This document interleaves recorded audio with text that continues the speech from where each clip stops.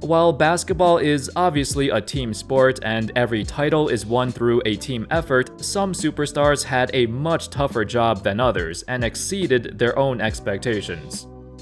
In this video, we're gonna talk about those players and those teams. Players who transcended to the next level, playing at the top echelon of skill and talent, carrying their teams in the playoffs and ultimately the championship. How's it going, folks? My name's Andy, and today, here are 7 of the biggest carry jobs in NBA history. Alright, let's get started. Number 7. 2000 Shaq. While this era was known for being both the Shaq and Kobe era, in the 2000 playoffs, it was almost exclusively Shaq. At this stage, Kobe was a star, but Shaq was without question the best player in the NBA. The most dominant version of him we've ever seen. In the regular season, he registered the highest scoring average of his career, leading the entire league with nearly 30 points per game. In the playoffs, he turned it up another notch. In the finals, he turned it up even further.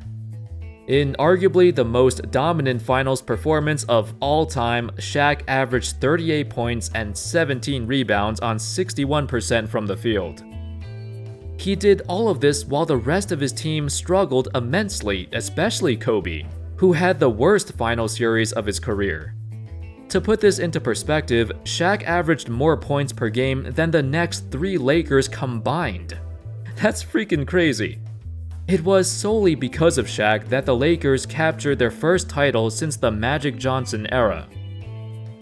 Number 6. 2019 Kawhi. I know, the Raptors were a phenomenal team from top to bottom. They've proven that they can win in the regular season without Kawhi, cause after he left, they were still a top-tier team.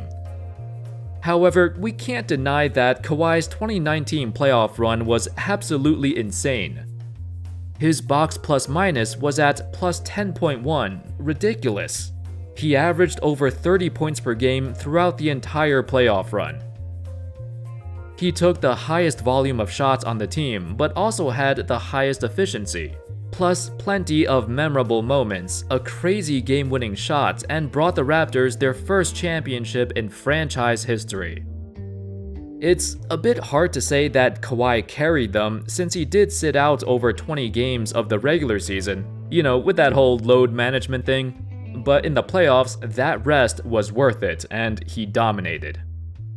The Raptors were a great team regardless, but he was the true superstar they needed to push them over the top.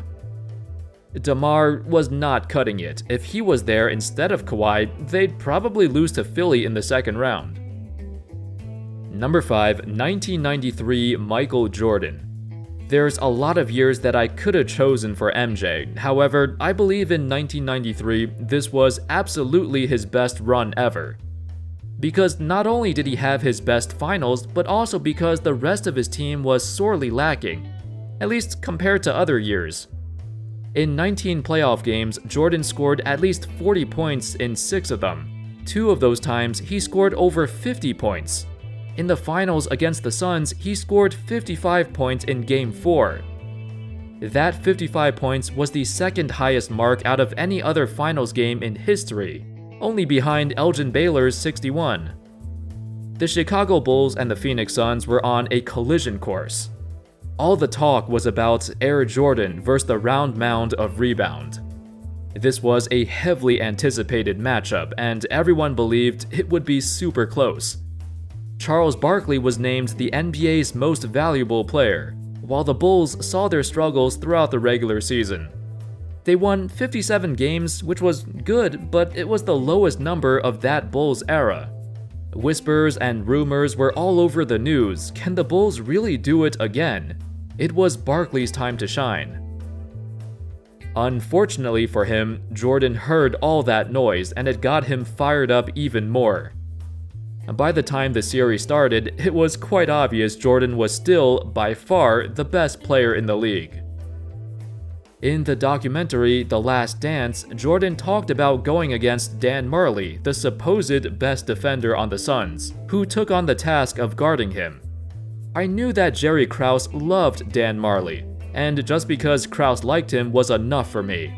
You think he's a great defensive player? Okay, fine. I'm going to show you that he's not. Jordan finished the series averaging 41 points per game, the highest mark out of any other individual player in the finals. It's a record that still stands today, and I doubt it'll ever be broken. Number 4, 2006 Dwyane Wade. While the 06 Miami Heat was known for also having Shaq, he was out of his prime and struggled with injuries during the season. In the playoffs, D. Wade carried the team on his back. This was even more prominent in the finals. Against the Mavericks, this was a series that garnered a ton of flack and critics over the years. Mark Cuban, the Mavs players, the fans, they hated how Wade was getting all the calls for seemingly soft fouls. In Game 5, it was pretty brutal, and Wade took 25 free throws, the same number as the entire Mavs team combined. It was one of the series that was in the center of discussion during the 2007 NBA referee scandal. There might have been something going on here. With that being said, I don't want to take away from Wade's performance. He was clearly the most dominant player on the floor and obliterated a team that lacked any physical perimeter presence. Wade was a matchup nightmare. He was cutting to the rim, driving into the paint easily, and scoring at will. Nobody, and I mean nobody, could stop him. The rest of his team, though, basically disappeared, including Shaq, so everything was on the shoulders of a 24-year-old Wade.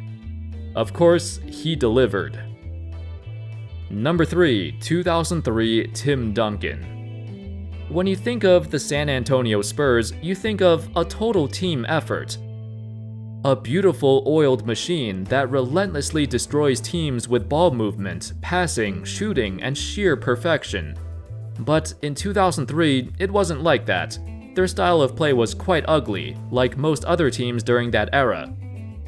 They played a very ISO-heavy game, and their entire offense was built around their superstar, Tim Duncan.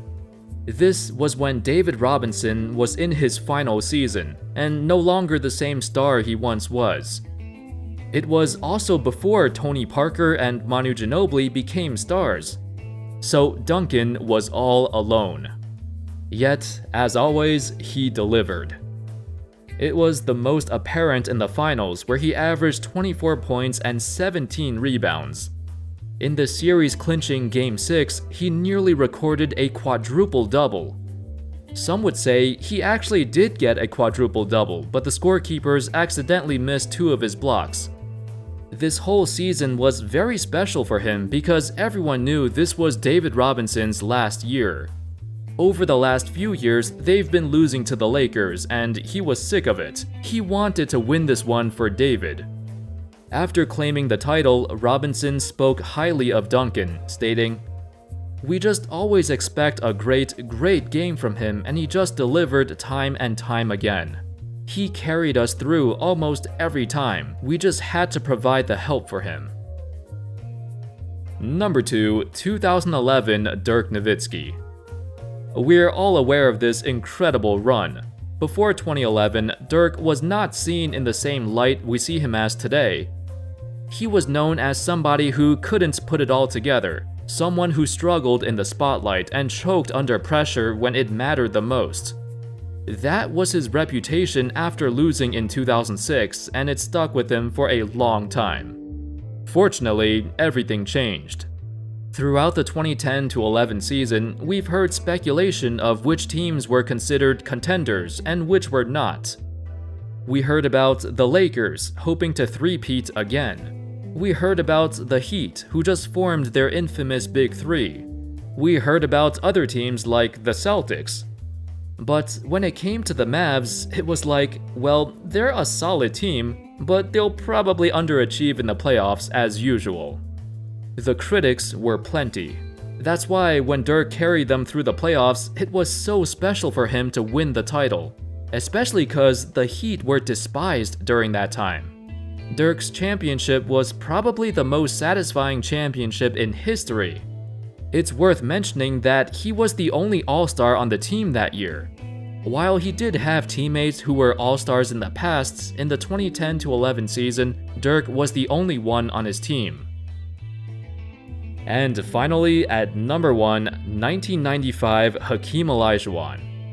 While 1994 and 1995 Hakeem were both incredible, his 1995 playoff run has an argument to be the greatest run by a single player.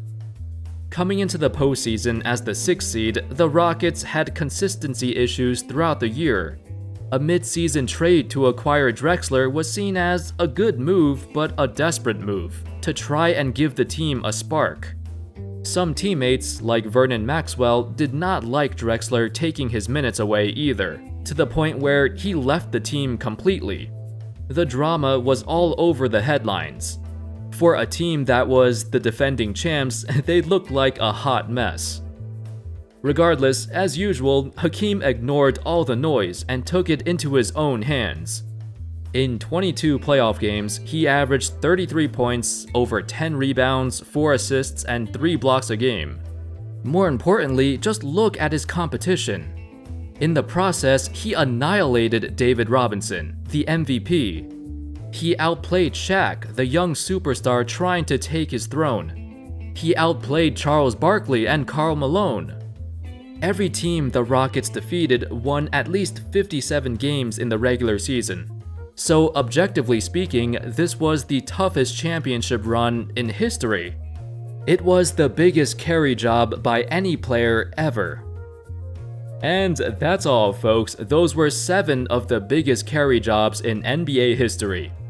Thank you all so much for watching. Let me know your thoughts on other players who carried their teams to the title. Who did I miss? Who do you think deserves to be on this list? Let me know in the comments. I hope y'all enjoyed the video, and as always, I'll see you next time. Peace.